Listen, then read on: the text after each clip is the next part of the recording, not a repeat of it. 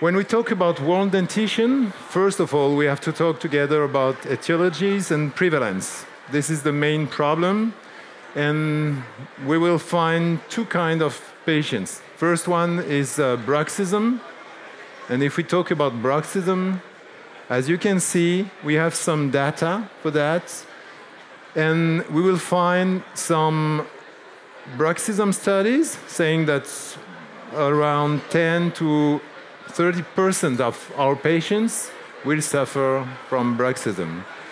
This bruxism can be awake or sleep bruxism. And as you can see in this study, the awake bruxism has a more prevalence than the sleep bruxism. So we will have to deal with that kind of patient suffering from attrition. Here is a clinical example. We have that guy showing some signs of attrition. This is typically what we can see when we have to take care of this patient. As you may know, bruxism is related to stress, and we have no solution at the moment for that kind of patient. We have to repair them, and I will show you in a few minutes how I can show you what to do. Second problem is erosion, and this is a totally different problem. Once again, epidemiology gives us some information, and one of the last publication we have with epidemiology is this one, showing the prevalence of tooth erosion in the European country. This study has been done in 7 countries, so all over Europe. We know that we have almost 30% of our patients that are showing signs of erosion. So this is really a new problem in the dental fields, and we have to take care of that.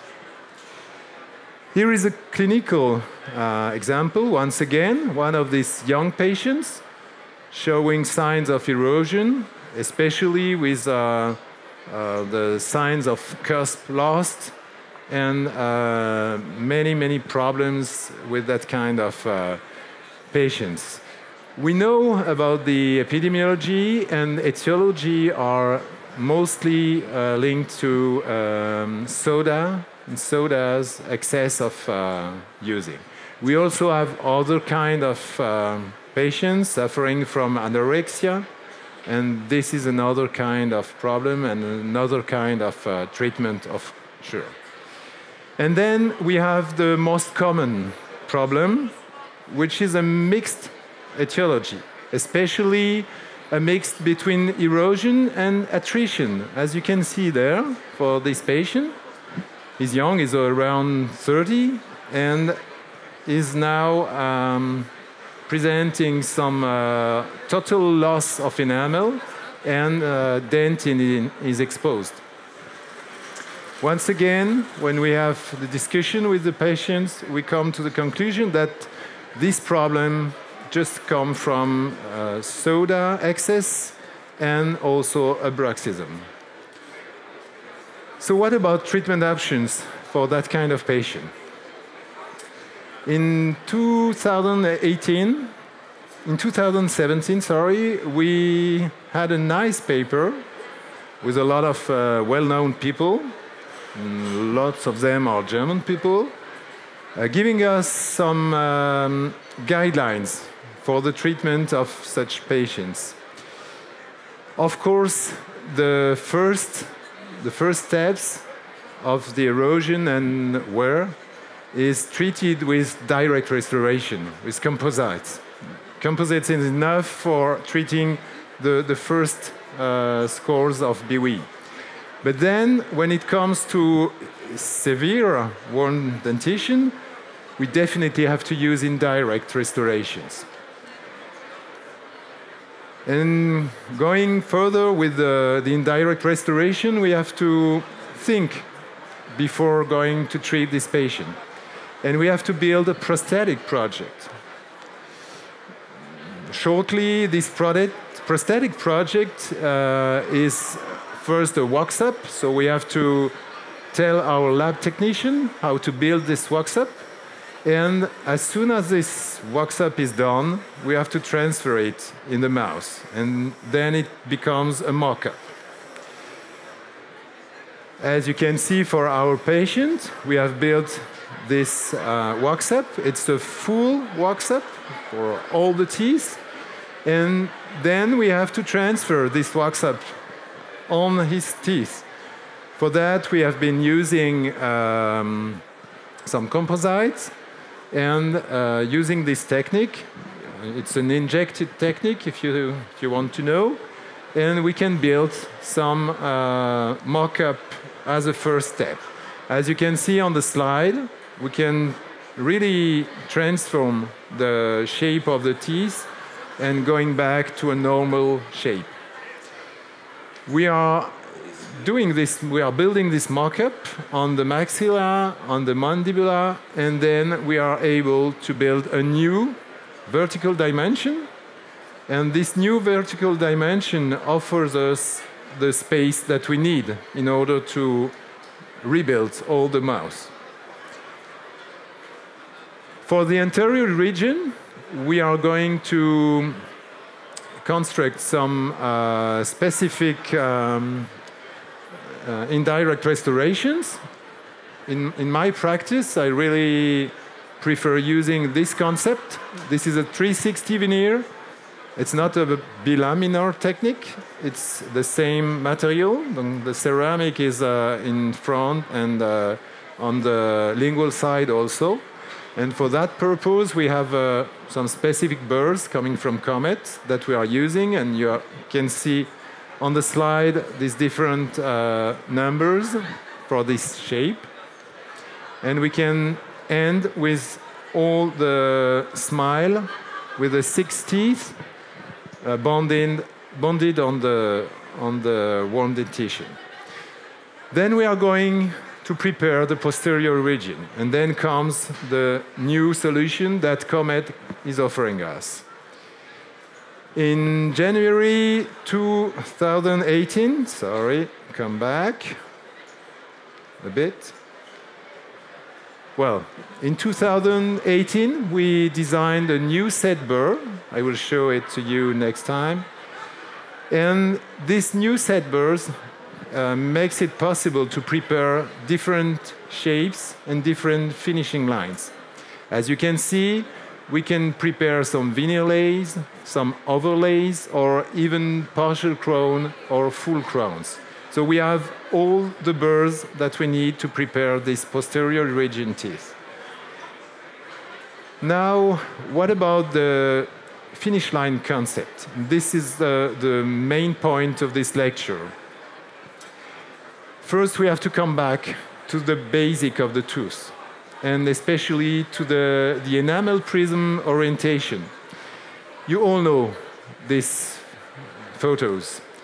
But then we have to talk about one of the design that was proposed a few years ago, which is the V-prep design. And if you go with the V-prep design, then you will have something very special. You will cut all the enamel prism in parallel to the surface. And this is probably the worst solution to have a strong bonding. That's why we have to change our mind, and we have to change the design of the preparation. And the idea, it's different in all the countries, but the idea now is to go from the V-prep to a wave prep. Let me explain. If you go to a wave prep, then you will cut the enamel prism orthogonally, or let's say more orthogonally. And then you will have a better bonding on that enamel. So this is typically the kind of clinical you can find after having prepared correctly the teeth. So in this new set burrs, we have that kind of burrs. The first one, you may know, are deep markers. The deep markers makes it... Okay, I'll only go back, sorry. So the first one are the deep markers. The deep markers, they enable us to make these grooves and to control the depths of the grooves. And this is very important because we go through our mock-up, through the composite, and we have to know exactly how much we will take out of the tooth, out of the mock-up. So we usually begin with 1.0 and then go with a 1.5. This gives us 1.5 millimeter, which is sufficient if we go on with disilicate lithium, for instance, as a ceramic for the restoration. Then we have these very nice burrs. They were designed by the Munich team and Professor Edelhoff and Allers. And this was really a nice idea. It comes on the market last year. And as you can see, these burrs are designed for the molar region and for the premolar region. So we use it to end the first step, which is looking like a V-prep at that time. And then we continue using these burrs and just correcting the orientation of the burr, as you can see on the small image. We can change the design from a V-prep to a wave prep. And that gives us a nice solution and a nice orthogonally cut of the prism. So that's the way we use these burrs to make our overlays preparations. Then sometimes, it's not always, but sometimes we have to prepare some veneerlays. And especially, as you can see on the video, we use that kind of prep design for the maxilla premolars, for the aesthetic reason, mostly. And then we have some other burrs in the set, especially this 2-1, the 6844. It's the one I really love. And then we have a second one, which is the yellow one, which offers us a very nice finishing surface. And this is really indicated for the veneerlay preparation. Then the last step is going with the bonding of all these overlays. As you can see, the 4-1 on the screen. And of course, when you have bonded all these overlays, you have to finish to correct the occlusion. It's not the end. Sorry to tell you that, but I always have some correction to do. And especially if you work with disilicate lithium, you will have to use a specific polishing system. And we have tested this one at the university, and really, believe me, it gives you the best results.